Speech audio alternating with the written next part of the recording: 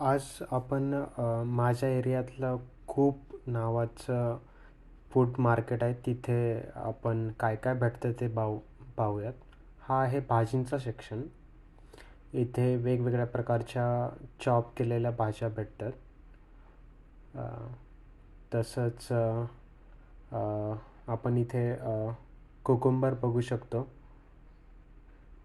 त्याची प्राईस जवळपास 140 रुपये आहे एका काकडीची. त्याच्यानंतर तुम्हाला बीटरूट्स दिसतील. त्याच्यानंतर स्वीटकॉर्न दिसेल आणि वांगीसुद्धा आहेत वरती. सो हा आहे भाज्यांचा सेक्शन. त्याच्यानंतर आपण जाऊया, हा आहे आय थिंक फ्रूट्सचा सेक्शन. इथे तुम्हाला वेगवेगळ्या व्हरायटीचे आणि वेगवेगळे फ्रूट्स भेटतील.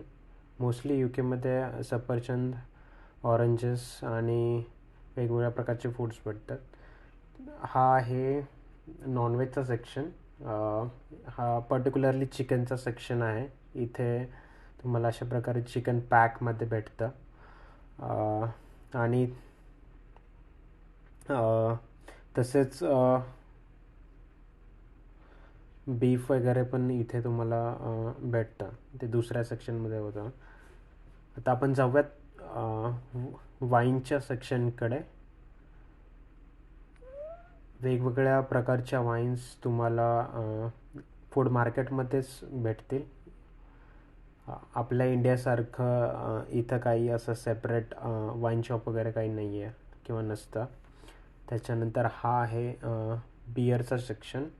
वेगवेगळ्या व्हरायटीच्या बिअर्स इथे भेटतात. आणि मी जे घ्यायला आलो आहे ते मला या लाईनमध्ये भेटेल. बासमती राईस आणि बासमती राईस संपलेत. 1 किलो बासमती राईसची किंमत जवळपास 2.3 पेन्स म्हणजे म्हणजे 230 रुपये म्हटलं तरी चालेल. त्याच्यानंतर आपण जाऊयात ब्रेडच्या सेक्शनकडे. इथे केक्स आणि डिफरंट व्हरायटीचे ब्रेड्स तुम्हाला भेटतील. त्याच्यानंतर जाऊयात आपण स्नॅक्सच्या सेक्शनकडे. इथे चिप्स आणि पॉपकॉर्न वगैरे तुम्हाला भेटतील. त्याच्यानंतर हा आहे चॉकलेटचा सेक्शन. वेगवेगळ्या प्रकारचे चॉकलेट्स, स्निकर्स, कॅडबरी वगैरे भेटतील. त्याच्यानंतर आहे फ्रोझनवाला सेक्शन. इथे तुम्हाला पिझ्झा, तसेच चिकनचे पीसेस, कॉर्न, चॉप केलेले व्हेजिटेबल्स सगळे तुम्हाला इथे भेटेल. त्याच्यानंतर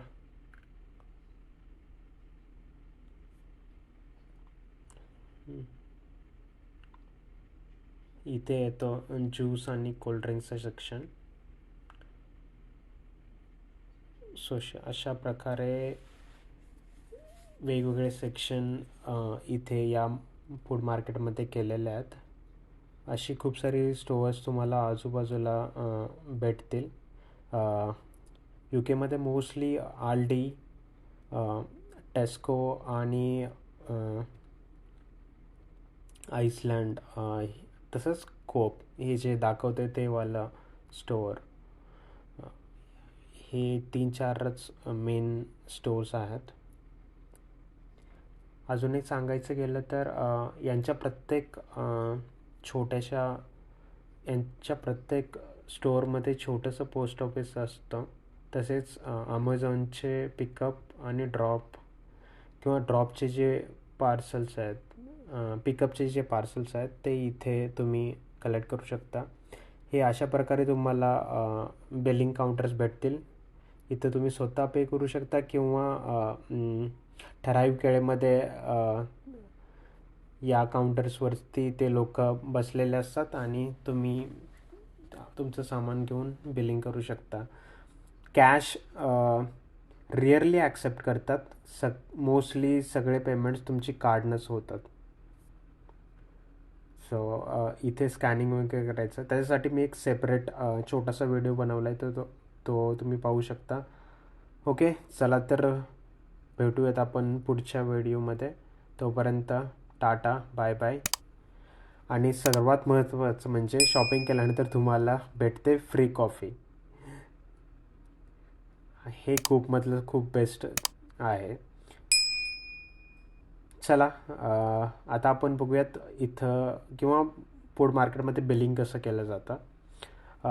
ही आहे स्कॅनिंग मशीन. इथे तुम्ही जे तुम्ही पदार्थ घेतले ते स्कॅन करू शकता आणि त्याच्यानंतर ऑटोमॅटिकली त्याचं बिल होतं आणि हे बिल तुम्ही कार्डद्वारेच पे करू शकता. यांचे सगळे कार्ड्स कॉन्टॅक्टलेस आहेत. काही पिन